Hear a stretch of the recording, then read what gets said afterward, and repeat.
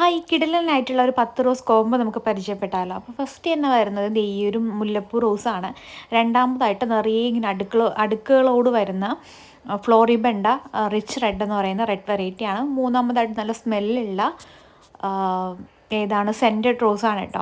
അടുത്തതായിട്ട് ഓറഞ്ച് മിനിയേച്ചറാണ്. നിറയെ പൂക്കളുണ്ടാവുന്ന ഓറഞ്ച് കളറിൽ വരുന്ന ഈ ഒരു ഓറഞ്ച് മിനിയേച്ചർ റോസാണ്. കൊലയായിട്ട് പൂക്കളുണ്ടാവുന്ന പിങ്ക് ബട്ടൺ റോസാണ് കോംബോയിൽ അടുത്തതായിട്ട് കൊണ്ടുവന്നേക്കുന്നത്.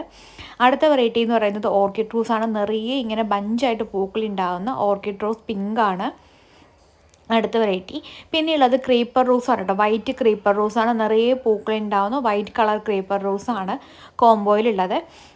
പിന്നെയുള്ളത് അതേ ഈ ഒരു റെഡ് കളർ റോസാണ്. ഇതിൻ്റെ ഐഡിയ വന്നിട്ട് റെഡ് പിനാക്യോ എന്നാണ് കേട്ടോ.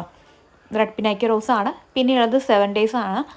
ഈ ഒരു കളർ ഷെയ്ഡിൽ വരുന്ന 7 ദിവസം കൊഴിയാതെ വാടാതെ നിൽക്കുമെന്ന് പ്രത്യേകതയുള്ള 7 days റോസാണ്. ഫൈനൽ റോസ് എന്ന് പറയുന്നത് ഈ ഒരു ഡബിൾ പെറ്റൽ ക്രീപ്പറാണ്. കോംബോ വരുന്നത് 500 രൂപയാണ് കേട്ടോ. വേണ്ടവർ വേഗം തന്നെ വാട്സപ്പിൽ വരിക.